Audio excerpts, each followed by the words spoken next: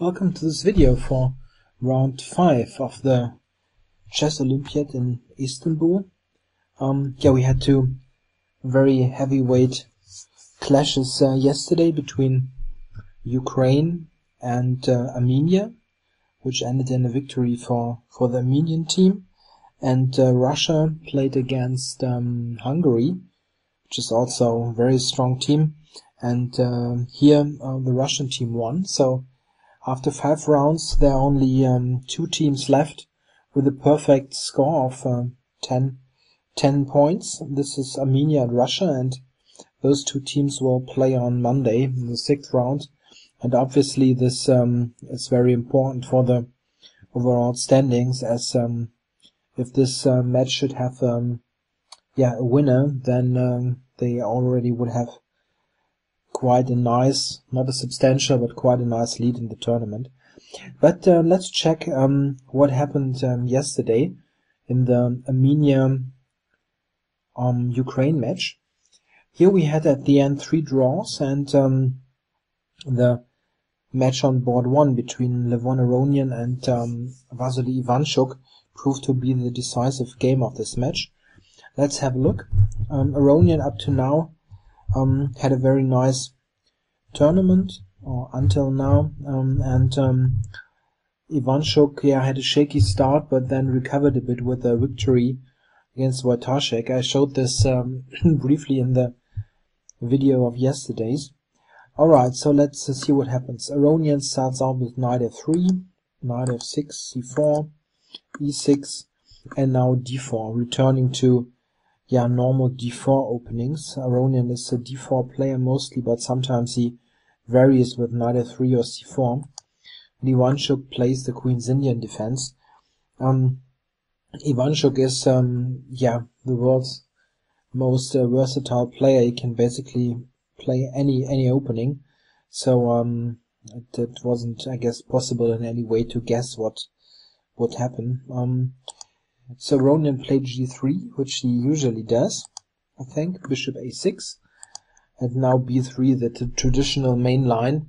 White, of course, has alternatives, but let's not get into this too deeply.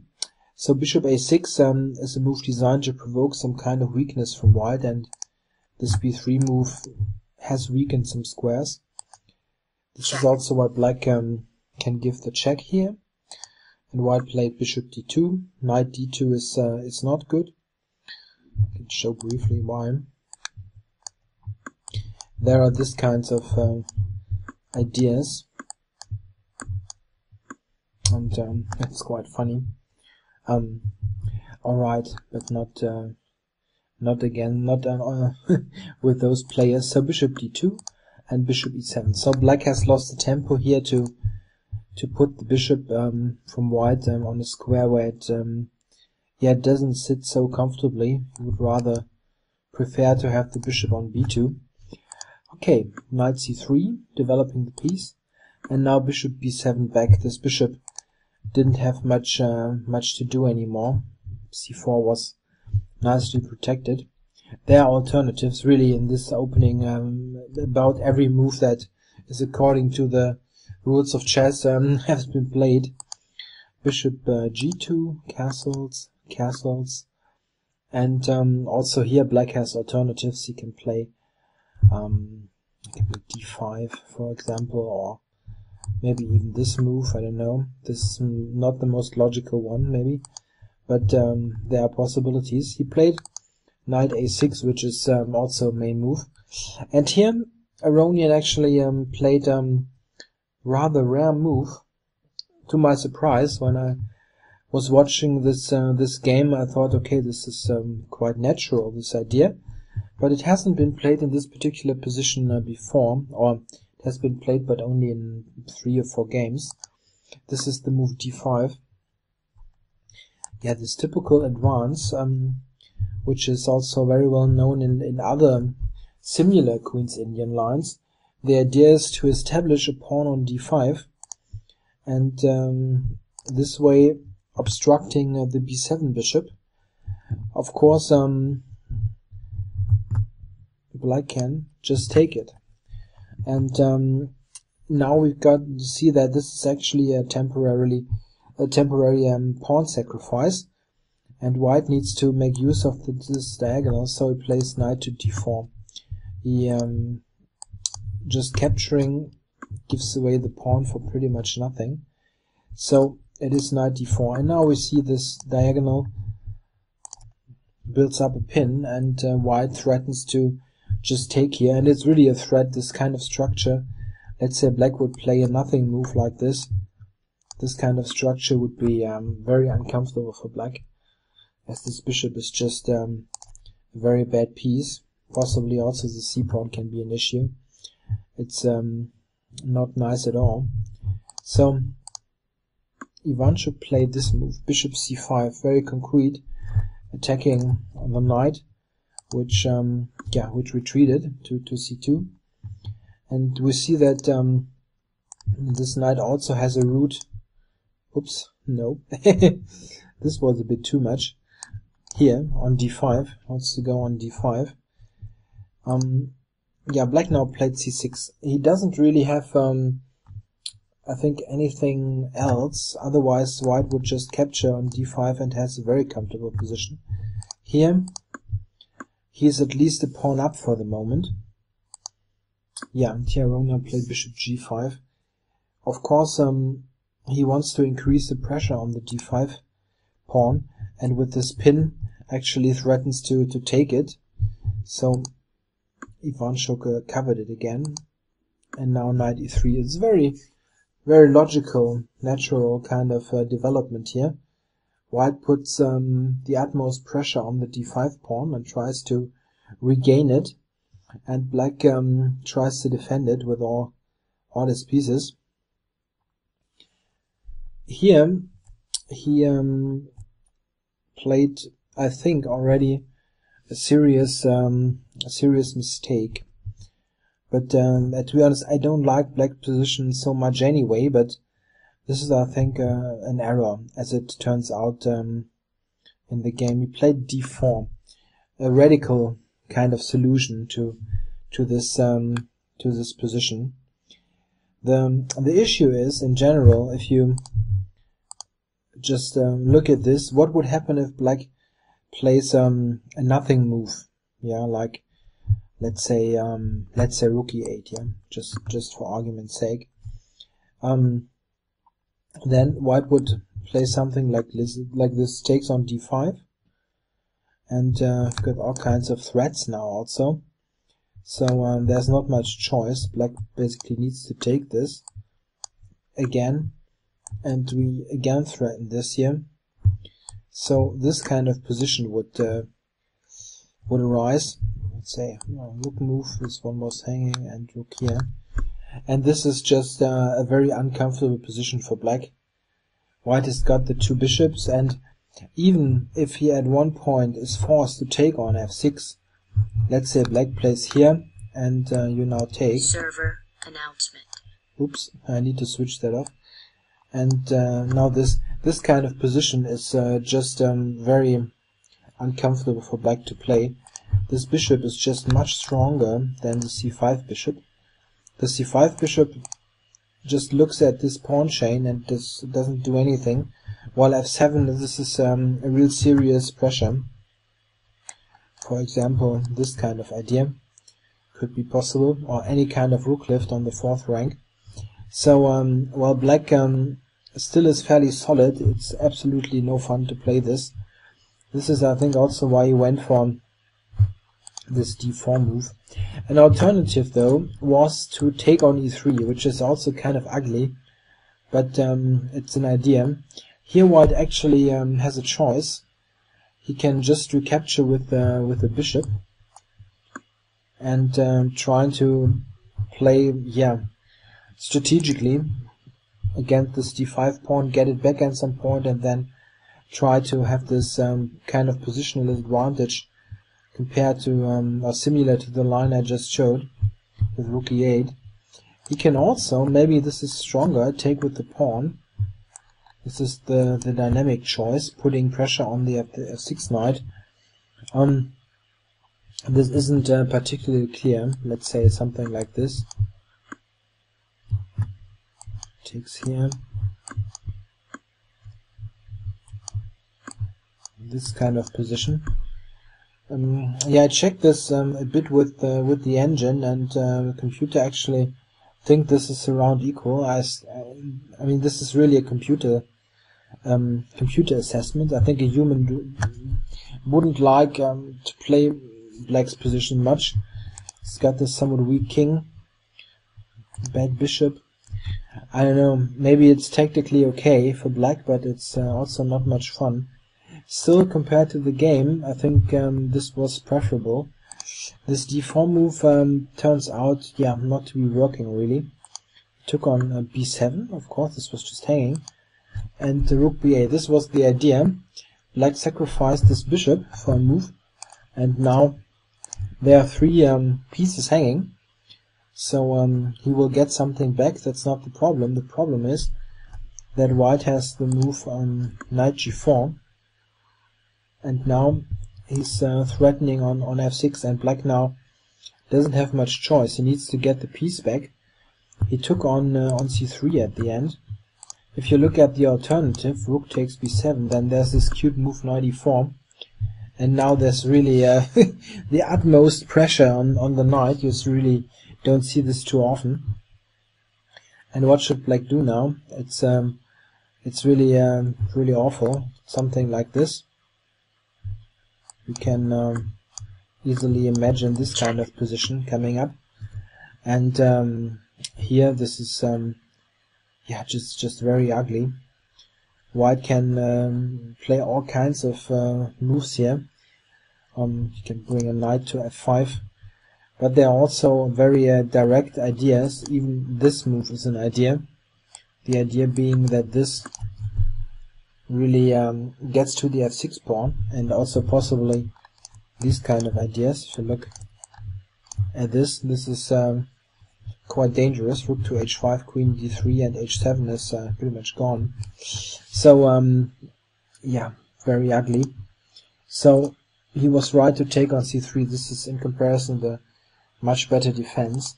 So bishop now takes f6, g takes, and bishop e4. And now we see the kind of position that white was aiming for. He's got yeah, he sacrificed a pawn for this position, but you see that those are 2 really great pieces. And also there's this optional idea, bishop back and queen d3, and h7 is yeah, hard to cover. In the game, Ivanchuk played d5, which I think is correct. He needs to get something going here. Bishop to c2. And now f5, and this is also a good move. He realized that it's better to give up one of those 2 pawns in order to get the queen into play. We see what happens. White gives the check and takes now, and now queen to f6, which at least activates black's pieces a bit. This double pawn was worthless anyway. Yeah, and now white played a really excellent move, and this is the move a3, which at first sight looks a bit mysterious, but the idea is he wants to play b4 and provoke a move of the bishop back from this diagonal. Then also c3 would be much weaker, and yeah, black is basically forced to prevent this b4 move. And now queen d3, which yeah, just lines up against h7 and threatening possible discoveries anywhere. Yeah, it's not nice to play this position. In fact, here Ivanchuk yeah, pretty much made the decisive mistake, but it's very hard to play this position, and also very difficult to spot what's coming up. Played rook g8. In fact, what he should have played is rook a8, anticipating this b4 idea in the game. Obviously, this position still, yeah, is terrible to play for black. White can play all kinds of moves. b4 is still an idea. Also, you could prepare it or just play a normal positional move like e3 after black black simply doesn't have any fun in this position. He's under constant pressure. Yeah, but in the game, as mentioned, he played rook g8. Yeah, and now it happens. b4, very strong move. Black doesn't have much choice. He needs to grab this. And after this, I mean, okay, he could have played the passive move bishop here to cover all those knight squares, but what is this? Yeah, it's also not nice. One very important point is always this move, threatening mate and getting the pawn back. I mean, it's just ugly. So he took on b4. I think this is under the circumstances the right decision. And rook a7 now just attacks the knight. You have knight here, and now this cute move, knight e7.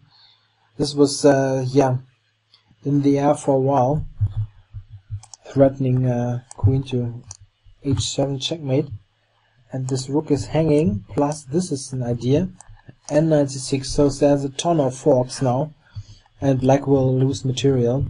He played queen g7, and here white is even spoiled for choice. He could also play knight here, but he just took the rook just perfectly okay. And now this pawn. Yeah, white now is clear exchange up and still has the far better position. The only thing he needs to be sure about is that those pawns don't get any dangerous. But this bishop is just a great piece, covering this the c2 square, so that the c pawn cannot advance further. Yeah, white is winning, but it's still a matter of playing precisely to win it. Ivanchuk played bishop c5, and now we've got e3, important move, taking away a square and also shielding the king. b5, and now rook a8. Getting rid of this active rook is helpful. Takes. Queen f8. Yeah, and now I think it's important not to exchange queens. You still have this attacking ideas. So we went to e4, not exchanging the queens. Queen here, covering this pawn. And now rook a1, which is quite obvious. You want to activate your pieces, so black now played b4, which is okay, you cannot do much really. Rook a5, pressurizing this bishop. Move back, and now queen g4 check. Queen here, and queen h4. Still having this mating idea on h7, but also intending rook here, so that black will be tied down on the 8th rank as well. So h6, rook a8, and knight to c7. Yeah, here white had more than one way to win this game. He decided on the most direct way. You could also play simply this move. Let's say knight here, and then white just captures. It's also very simple. But he chose to just capture here, which is in a way the easiest move. Ivanchuk took with the queen. If you can look at king takes also, then white can just do the check here. Check. And get the knight back. Yeah, in the game it was similar. Check here. Still go here, and queen f5. Again, this mating idea. And now there are simply no moves. If black goes here, check. You win this knight. Oops, and it's also check, of course. And this move, you have got another check, and the knight falls. So in fact, Ivanchuk after queen f5 resigned the game. So very nice effort from Aronian, who played this enterprising idea of d5, which is not at all new in this type of position, but somehow caught Ivanchuk wrong-footed, and he didn't defend it so stubbornly after being surprised in the opening. And a very nice, I think, technical display how to win this position here by Levon.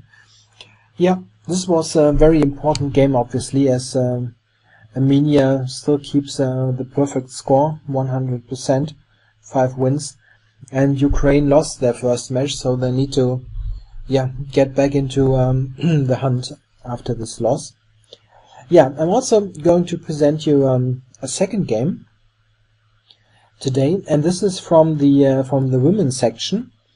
And one game caught my eye because of the surprising result, but also because of what happened in the game.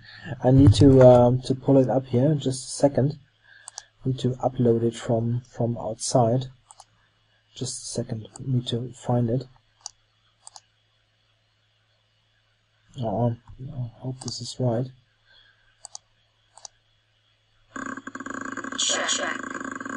Oops, sorry. I don't know how to prevent this if I load this. Okay, so this is the game from the women's section, as mentioned, between okay, we got the wrong ratings again, between Lei Thao Wen and Anna Zatonskih, Vietnam against the USA. And also let me just do something here, just a second. I need to pull up my analysis also, my prepared analysis. Alright, so now I'm ready. Okay, so in this game the Vietnamese player she played 1d4 and Zatonskih played d5. Okay, the real ratings, by the way, Anna is rated about 2512, and Lei Thao Wen is 2393, so slightly below 2400. So black's a favorite in this game, but it's not such a huge difference. Okay, d4, d5, and now bishop f4. The London system. Yeah, very often this opening has the reputation of being rather dull, but I think especially in this move order after d4, d5, bishop f4, it's something you can really consider, at least for surprise value. I mean, in the Queen's Gambit, white doesn't have much anyway, and this has got some interesting ideas, and one of them we would see in the game. So Zatonskih played knight f6, e3, and e6, so the very conservative way to play this is black. Of course, black has got options. Also, please note that the times are bogus, yeah. So e6, black has other ideas. Of course, black can play like this, or in Slav fashion, and white just continues with c4, for instance, in this position, and intends a kind of normal development. You don't need to play with c3 all the time, which is sometimes a bit passive. Okay, so but Zatonskih played e6, bishop d3, c5, c3, knight c6, knight f3, all very normal. Bishop d6, yeah, main alternative for black here is bishop e7, which is also fine. She played bishop d6 though. Bishop g3, white wants to keep the bishop. And if black would take now, you've got the h-file as a possible way of generating play. So she castled, very normal, knight d2, and queen e7. All this makes a very good natural impression. The idea now is, of course, to play e5. So if white would, let's say, castle here, black simply plays e5, or if you want, take first, also it's about the same, and now e5. And black would have equalized easily, especially as she has got this bishop out now. This is no problem anymore. So in this position, black actually threatened this move, and white accordingly plays knight e5. placing a piece on e5 so that black cannot play this liberating move. Yeah, here black played the completely normal looking knight d7, increasing the pressure. Yeah, and white now played knight takes d7, which looks perfectly normal. Maybe. Also an idea would have been, of course, f4, but knight d7 is fine, and this actually sets an absolutely amazing sequence of moves in motion. Black now played the perfectly normal move bishop takes d7. I would think that she played this in, let's say, 5 seconds or 10 seconds, because it's the most normal move in the world. In fact, this move is a serious mistake, but it's absolutely, I think, impossible to see at the board if you don't know what's happening now, because in fact this innocent-looking position has got a devilish tactic. I'll show afterwards why queen takes d7 is the move that is saving black here. Bishop d7, and now white played the following: bishop d6, queen d6, d takes c5, and now you really think, what the heck is going on? What is white doing? Why is she giving up the center? Queen takes c5, and now white has the amazing move check. Bishop takes h7 check. The h7 sacrifice in this position is really one of the most amazing sequence of moves that I ever saw. I mean, the fun thing is, all this has already happened about 10 times before. I found like 10 games in the database. I also knew this idea, I saw this in a book once, and it has been played like 10 times already. Black players tend to step into this because the moves are perfectly normal. And Anna Zatonskih here with 2,500 rating, she's not even the highest rated player who fell for this. I mean, it's really amazing, this kind of move. I'll show. let's look at the idea, because at first you might think this is complete nonsense. Yeah, black of course needs to take it. Check. Queen h5 check. So far so good. King here, and now knight e4. And this is the big trick, winning a tempo on the queen because of this here. And yeah, black needs to move the queen. The fun thing is, at first you might think, alright, okay, I can play g6 and win a tempo here, but this is not working at all because of the simple capture. Attack the rook, and now let's say it goes here. Check. And at the end white even has 2 extra pawns. And this line is exactly the reason why you need to recapture with the queen. If you go back and look at all this here, black recaptures with the queen, and we do the exact same thing. Check. Check. Then black has this move g6, because after this, yeah, there's no piece hanging on d7. In the other position, white can take on d7. Black has an extra move, but not a helpful one. And here black is just a piece up and winning. So really amazing. Okay, let's go to this position. A tempo. Yeah, black of course needs to move the queen, and she went for b5, which is I think the relative best. And now knight g5. Yeah, it's not exactly subtle, the idea. And the whole point of all this is she played now rook e8, but you can also look at this move, which covers h7. White even has e4. It's an incredibly deep concept, which is this amazingly working for white. Yeah, this is in fact I think completely losing. Black doesn't even have a way to continue the fight here. So queen d3 is not working. She went for rook e8. In former games there also had been played a rook d8. This is this is quite a good idea even, I think, compared to rook d8. What I would like to have is the clock times on this game, because it's obvious that the white player, she knew what she was doing, especially considering that one of the first games where this was played by a male Vietnamese player against a grandmaster, in fact in the Chess Olympiad, I think 2 years ago. So it's very likely that she knew all this and maybe had some preparation going even for this game.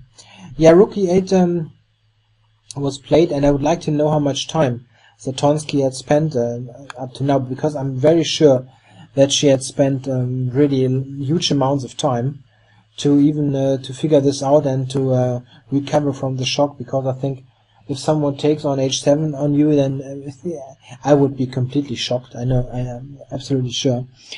Okay, so Rook E8. Yeah, black needed to get some space for the king, so Rook E8, and white captured, king here, and now she played Rook D1. Yeah, I think here white had the better move actually, but it's obviously not easy at all. I think the best continuation would have been Queen G6 in this position, but it's very complicated. Queen G6, King G8, and now actually long castles to protect B2, and maybe continue in this fashion, pushing the H pawn. It's very difficult for black to defend against this. For example, if black now would play a rook move, let's say here, then H4 is the point, advancing the pawn or getting this kind of idea into play. This is I think very good for white. Don't think that black would be able to hold this position. But before we look at this, of course we need to check what would actually happen if white would grab this bishop. This is of course just hanging at first sight, but in fact this is the point of this Rook E8 move. Black can take on B2, winning a tempo, and something like this is actually very similar to the game, and this is still better for white, no doubt about it, but it's not winning instantly. I actually think that if she would have played Queen G6, this would have been over in a couple of moves. I don't think black can hold this at all. In the game, as mentioned, it was Rook D1, black took, castles, Queen C3, and Queen D7. So this is very similar, as I mentioned, to the line that I showed before, just a rook on D1. And yeah, let's take stock here. Black had returned the piece, and in fact, from a material point of view, it's equal. The only issue, but it's an important issue, is black's king. She still has got this weak king, and white will get some play against it, no doubt about it. And especially considering that most likely she didn't have much time, this position is really very uncomfortable to play. Let's look what happened. Queen F6, and queen returned. Yeah, the king steps out of his checks, and F4. Of course, white wants to use the rook, probably here, or to H3, and also maybe play F5 at some point. Very logical move. Rook D8, and rook here.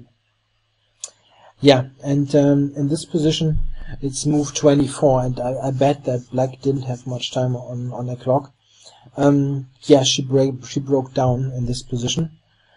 I think black needs to play some waiting move, let's say A6, or not change the position at all.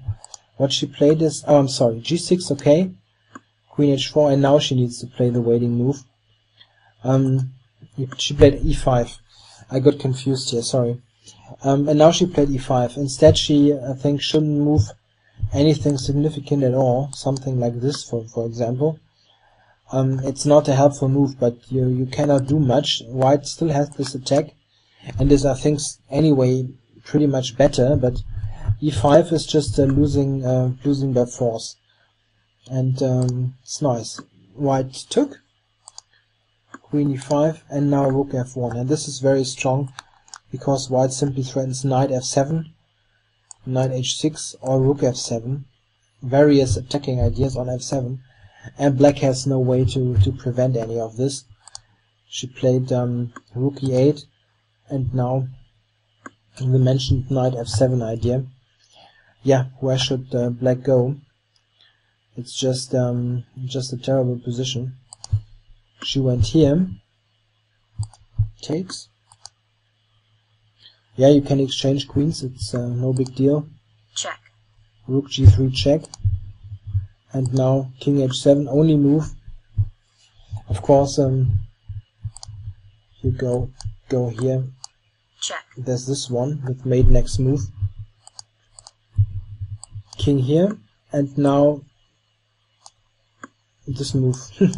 Just threatening checkmate. Yeah, and black doesn't have any defense. She played rook e6, probably with nothing on the clock. Check. And resigned after this, losing the rook. Yeah, the main reason why I wanted to show this game is the amazing bishop sacrifice on h7.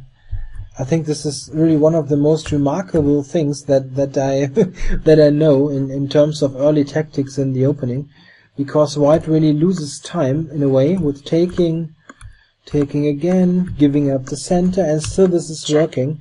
Yeah, this is just a matter of concrete tactics being much more important than any general considerations. You would think that this is all a bit weird what white is doing, but this move is working and probably winning even. It has caught many strong players by surprise, and claimed another victim here in the women section of the Olympiad. Yeah, I hope you enjoyed both games, and I'll continue coverage on. I need to think about this. On Monday there's the next round, and on Tuesday I'm traveling back home from my vacation, and I'm not sure if I can make a video, maybe in the evening, but after 9 hours of train rides and flying and so on, I'm not sure, but I'll do more Olympiad coverage for sure. I'm not quite sure on what day exactly. Yeah, cheers, and have a good Sunday.